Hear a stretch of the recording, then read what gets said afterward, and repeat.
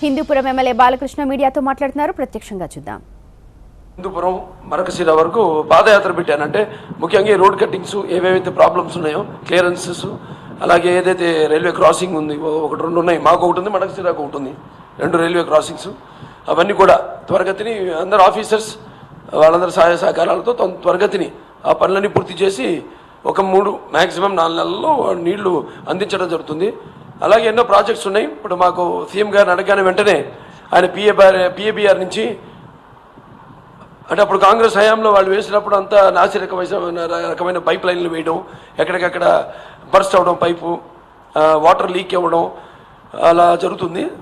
అడగగానే వెంటనే ఆయన ఒక సపరేటు లైన్, డెడికేటెడ్ లైన్ హిందూపురానికి 38 కోట్లని 38 కోట్లతో ఆయన శాంక్షన్ చేయడం జరిగింది. ఇప్పుడు టెండర్లు కూడా కాల్ ఫర్ అదే పెనుగు ఉరవకొండ మీదుగా హిందూపురానికి నీళ్లు. అంతేకాకుండా ఇంకొక హెచ్ఎన్ఎస్ఎస్ నుంచి డైరెక్ట్ లైన్ కూడా ఒకటి, అంటే గొల్లపల్లి నుంచి ఇంకొక లైన్ కూడా అడగడం జరిగింది. అది ఒక కన్సల్టేషన్లో ఉంది. అది మరి రేపు ఆయన ఇతరులు ఆఫీసర్లందరితో కూడా డిస్కస్ చేసి సాధ్యమైతే అది కూడా ఇస్తానన్నారు. అదొక 230 కోట్లు, 220 కోట్ల ప్రాజెక్ట్ అది. అది మన కొట్టూరు చెరువుకి వెళ్తుంది అది నీళ్లు.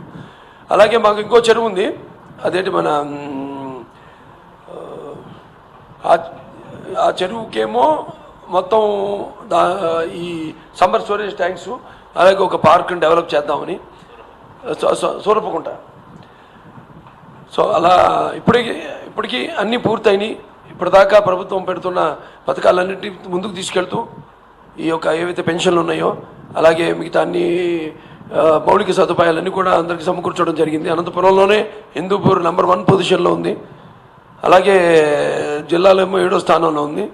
ఇప్పుడు ఏదైతే ఈ నీళ్ళ కోసం ఎదురు చూస్తున్నారో అందరూ, ఆ టైం దగ్గరికి వచ్చింది కాబట్టి ఇప్పుడు ఇండస్ట్రీస్ మీద కాన్సన్ట్రేట్ చేయడం జరుగుతుంది. ఇప్పుడు ఇండస్ట్రీస్ ఏదైతే, ఎందుకంటే నీళ్ళు లేదే ఎవరు రారు అక్కడ. ఇండస్ట్రీస్ అన్నీ మనకి ఇప్పుడు మన బెంగళూరు చూస్తేనేమో బాగా చోక్ట్ అయిపోయింది సిటీ అంతా కూడా. ల్యాండ్ ప్రైజెస్ కూడా బాగా పెరిగిపోయినాయి. ఇక్కడ మన దగ్గర ఎయిర్పోర్ట్ ఒకటి దగ్గర ఉండడం, international Bengaluru international airport.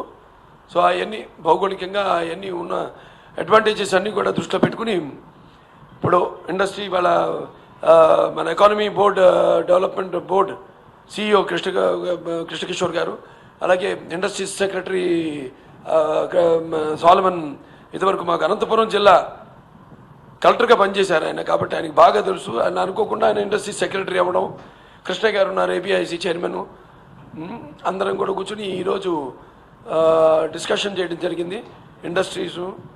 Industries అన్నీ ఇప్పుడు ఏంటి next what is the power point ఒకటి ప్రాజెక్ట్ రెడీ చేసి మన హిందూపూర్ని ప్రమోట్ చేయడం. హిందూపూరే కాదు, అనంతపురం జిల్లా మొత్తం కూడా దానికి ఉన్న అడ్వాంటేజెస్ ఏంటి, ఎటువంటి అంటే ఇప్పుడు అగ్రో ప్రాసెసింగ్, లేకపోతే ఇండస్ట్రీసు, అలాగే ఇప్పుడు లేపాక్షి ఉంది. లేపాక్షి కూడా మొన్న ఇది ప్రపోజల్ ఉంది, పంపించారు ప్రపోజల్ ఆల్రెడీ, దాన్ని వరల్డ్ హెరిటేజ్ సైట్ కింద కన్సిడర్ చేయమని. అలాగే మొన్న నేను వెళ్ళినప్పుడు కూడా అనుకోకుండా నా కాలేజ్లో చదువుకున్న ఫ్రెండే ఆయన, మా కాలేజ్ ప్రెసిడెంట్గా కూడా చేశాడు ఆయన, అక్బరుద్దీన్ అని. ఆయన అప్పుడు now is a permanent Delhi ambassador to the UN. ఆయనతో కూడా ఒక మాట చెప్పడం జరిగింది. నెక్స్ట్ విజిట్లో తప్పకుండా కాగితాలన్నీ తీసుకొస్తే మిగతా ఆయన్ని కూడా ఆయనకి మేము పంపిన ప్రపోజల్ని ఢిల్లీకి పంపించాం. దాన్ని కూడా పరిశీలి చేసి నేను వెళ్ళినప్పుడు దాన్ని అక్కడ మళ్ళీ న్యూయార్క్ మళ్ళీ జూన్లో వెళ్తున్నాము. జూన్లో మళ్ళీ అక్కడ బయో అమెరికా సమ్మిట్ ఉంది శాండియాగోలో. లాస్ట్ టైం నేను వెళ్ళడం జరిగింది, ఈసారి కూడా, ఎందుకంటే హిందూపురంలో బయో పార్క్ మాకు శాంక్షన్ అయింది కాబట్టి, అలాగే ఎలక్ట్రానిక్ పార్క్ ఒకటి శాంక్షన్ అయింది. ఇక టోటల్గా అక్కడ పరిశ్రమల అభివృద్ధి, దానికి కావాల్సిన మౌలిక సదుపాయం, how to attract the investors అన్నది దానిపైన సుదీర్ఘంగా ఆలోచించి, అలాగే అక్కడ ఇంకేవేవి ఇండస్ట్రీస్ అక్కడ స్థితిగతులను బట్టి, అక్కడ ఎన్వైరన్మెంట్ని బట్టి ఎటువంటి ఇండస్ట్రీస్ వస్తే బాగుంటాయి అని కూడా డిస్కస్ చేయడం జరిగింది. ఇక నెక్స్ట్ ఈ యొక్క అక్కడ అంటే స్కిల్డ్ డెవలప్మెంట్ ఇన్స్టిట్యూట్ పెడదాం అనుకుంటున్నాం. అలాగే అక్కడ లోకల్స్కి, అంటే చాలామంది వలస పోవడం అది జరుగుతూ ఉంటుంది. అట్లా కాకుండా వాళ్ళకి అక్కడ స్కిల్డ్ డెవలప్మెంట్లో వాళ్ళకి అన్ని రకాల తర్ఫీదునిచ్చి అక్కడే త్వరగతిన ఇవన్నీ సైడ్ బై సైడ్ వెళ్తూ ఉండాలి. అన్నీ ఒకటి అయిన తర్వాత ఒకటి అంటే జరగదు. అది అంటే టైం ఎక్కువ టైం తీసుకుంటుంది. కాబట్టి ఇప్పుడు నీళ్ళు ఎలాగో వచ్చేస్తాయి కాబట్టి 3 నెలల్లో 4 నెలల్లో ఈలోపు ఇండస్ట్రీసు ఎలా వాళ్ళు మనం ఎలా ప్రమోషన్ మొదలు పెట్టాలి, అలాగే అక్కడ లోకల్ స్థానికంగా ఉన్న వాళ్ళకి ఎలా వలసలు పోకుండా వాళ్ళకి అక్కడ డెవలప్మెంట్ డెవలప్మెంట్ ఇచ్చి వాళ్ళని అక్కడ క్యాంపస్ ప్లేస్మెంట్స్ లాగా అక్కడికక్కడే వచ్చే ఇండస్ట్రీస్ వాళ్ళకి ఎంప్లాయ్మెంట్ ఇచ్చేలా, అలాగే అక్కడ ఇది తర్వాత ఢిల్లీ ఇది చెన్నై బెంగళూరు చెన్నై కృష్ణపట్నం కారిడార్లో ఇంక్లూడ్ చేసే ప్రపోజల్ ఉంది. సో రేపు 15న మళ్ళీ ఢిల్లీలో వాళ్ళ మీటింగ్ ఉంది. సో డెఫినెట్గా ఇది దాంట్లోకి ఇంక్లూడ్ అవుతుందని అనుకుంటున్నాం 190%. సో దాన్ని కూడా పర్సూ చేస్తున్నాం, ఎందుకంటే బాగా అడ్వాంటేజెస్ ఉన్నాయి దానివల్ల.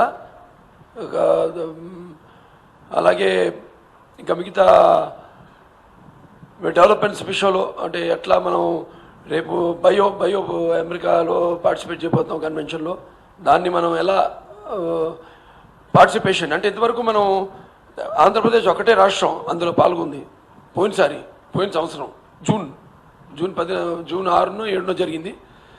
ఈసారి డైరెక్ట్గా ఒట్టి కౌంటర్ కాకుండా గ్యాలరీ, ఆంధ్రప్రదేశ్ గ్యాలరీ పెడదాం అనుకుంటున్నాం ఇక్కడ శాండియాగోలో జరగనున్న ఈ బయో అమెరికా కన్వెన్షన్లో. సో ఇలా ఇక ముందు ఇంకా ఏదైతే ఎదురు చూస్తున్నారో ఈ ఇండస్ట్రియల్ డెవలప్మెంట్ అయితేనేమి ఇవైతేనేమి అవన్నీ కూడా అన్నీ ఏకధాటిగా అటు నీళ్లు వీటన్నిటిని కూడా పరిశ్రమలు అలాగే ఈ యొక్క మిగతా అన్నీ కూడా గవర్నమెంట్ స్కీమ్స్ ఏవైతే ఉన్నాయో అన్నీ కూడా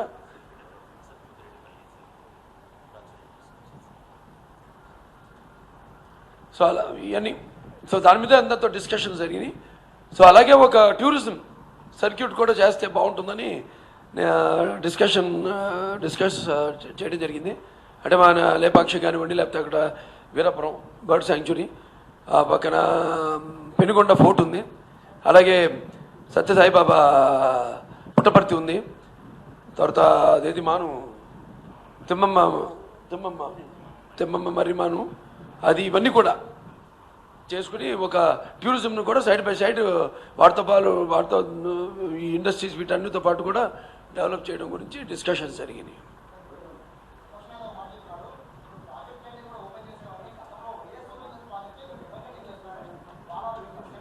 జనం తెలుసుగా, అది చెప్పాను, అది నాన్నగారు మానసపుత్రులు. కానీ మరి ఇంతకాలం ఎందుకు ఆగిపోయినాయి, వాళ్ళు ఉన్నప్పుడు 10 సంవత్సరాలు ఉన్నప్పుడు ఎందుకు అయ్యింది ఆ డెవలప్మెంటు?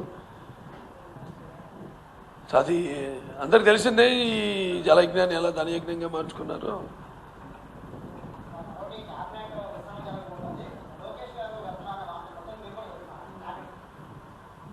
నేను వెళ్ళను,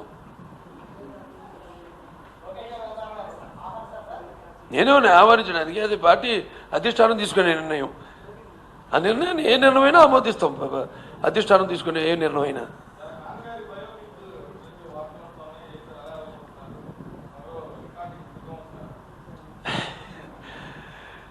రెడీ అవుతుందండి, మిగతా అన్ని స్క్రిప్ట్ అంతా రెడీ అవుతుంది. ఒక టీం తయారు చేసాం, ఒకటి వల్ల కాదు, అందరినీ కూర్చోబెట్టి ఒక టీం తయారు చేసాం. ఇంతవరకు ఎవరెవరు సన్నిహితులు ఉన్నారు నాన్నగారికి రాజకీయంగా, సినిమా రంగంలో, అలాగే ఊళ్ళో, అంటే నాకు కూడా తెలియని విషయాలు కొన్ని. అలా అటువంటి ఒక మహానుభావుడు ఆయన పూర్తిగా ఆవిష్కరించాలి ఆయన పాత్రని. ఒకవైపు ఆయన ఆయన గురించి ఎప్పుడు చెప్పుకోవాలా, అదే మహానుభావుడు గొప్పతనం. సో అలా కొన్ని మనం ప్రజలకి మనం చెప్పాల్సిన బాధ్యత ఉంది. ఏదో ఏ రామారావు అయితే తెలుసో తెలియని విషయాలు కూడా వాటితో జోడించి సినిమా చేయడం జరుగుతుంది. అది డెసిషన్ తీసుకోవాలి. ఆయన పాత్ర మాత్రం నేనే చేస్తున్నాను, డైరెక్షన్ ఎవరు చేస్తారని ఇంకా డిసైడ్ చేయాల.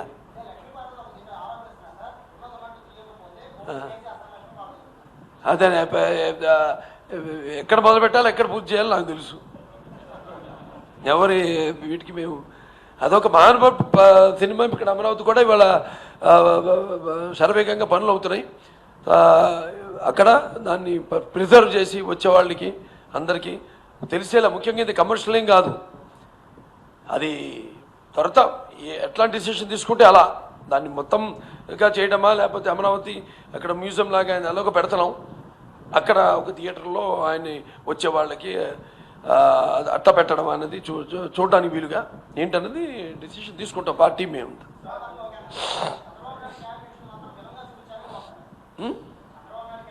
ఎందుకు ఎందుకు సినిమా చూడండి.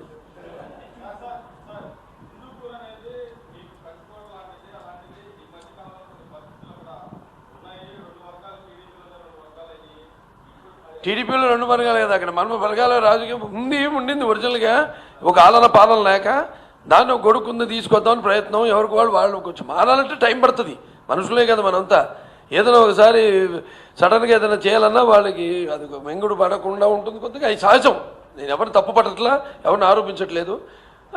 వాళ్ళ పొద్దున ముఖ్యమంత్రి గారితో సరదాగా బ్రేక్ఫాస్ట్కి వెళ్ళినప్పుడు కూడా రాష్ట్ర రాజకీయాలతో పాటు హిందూపురం ప్రస్తావన కూడా వచ్చింది. ఆయన అందరూ కలిసికట్టుగా పనిచేయాలి, అందరు పార్టీ కోసం. ఇక్కడ నేను చెప్పాను ఇంతకుముందు, నేను ఏ హోదా కోసం రాలేదు, నేను వచ్చింది సేవ చేయడానికి, లేకపోతే ఉన్న హోదా కంటే నాకు మించింది ఏమీ లేదు. హ్యాపీగా అంటే అది కాదు అట్లా అందుకని మాకు ఉంది, ఆయన రక్తం నాలో ప్రవహిస్తుంది, ప్రజాసేవ. లేకపోతే ఇంత బిజీ ఇప్పుడు నాకు ఆసుపత్రి ఉంది, Basavataraka Indo American cancer hospital research institute, అది చూసుకోవాలి, సినిమా చూసుకోవాలి, ఇటు నియోజకవర్గం చాలా డెవలప్మెంట్ అయింది. ఇప్పుడు ఇంకా కూర్చున్నాం, మళ్ళీ ఇండస్ట్రీస్ ఇంకా చూపిస్తాం శరవేగంగా డెవలప్మెంట్. సో కొందరు ఉంటాయి సహజంగానే, కానీ ఏదైనా అందరూ ఒక ఫ్యామిలీ ఎవరికి ఎక్కడ ఎంతవరకు ఇంపార్టెన్స్ అందరూ కలిసి పని చేసుకుంటే వాళ్ళకి ఇచ్చిన బాధ్యతలు వాళ్ళు నిర్దేశిస్తామన్నారు ముఖ్యమంత్రి గారు కూడా పొద్దున మాట్లాడినప్పుడు. అలాంటి మేమిద్దరం చర్చించుకోవడం జరిగింది. ఆ విషయంలో ఎవరి బాధ్యతలు వాళ్ళు అప్పచెప్పినప్పుడు ఎటువంటి గ్రూపులు లేకుండా అందరం కలిసికట్టుగా ఒక గొడుగు కింద ఒక కుటుంబ సభ్యుల్లా పనిచేస్తాం.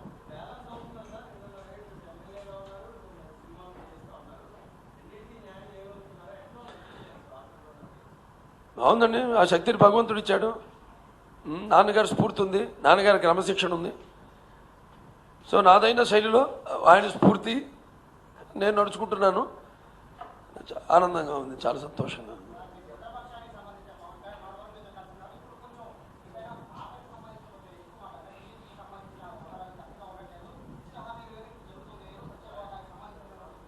ప్రత్యేక హోదా అంటే ఇప్పుడు వస్తే కొన్ని డిసడ్వాంటేజెస్ ఉన్నాయి, రాకపోతే కొన్ని డిసడ్వాంటేజెస్ ఉన్నాయి.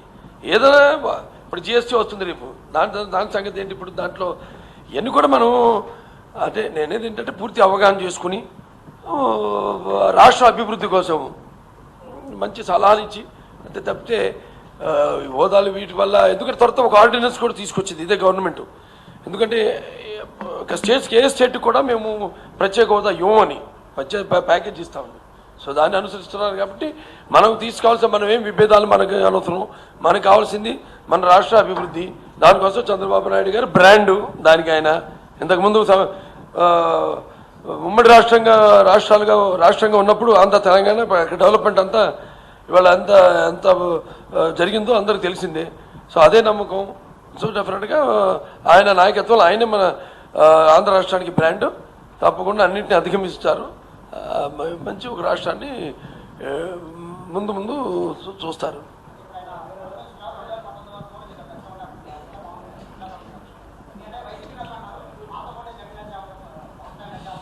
పరిస్థితులను బట్టి ఎవరికి వాళ్ళు మాకు అంటారు, అది నాకు తెలియదు, అంత పార్టీ అంతర్గత విషయం.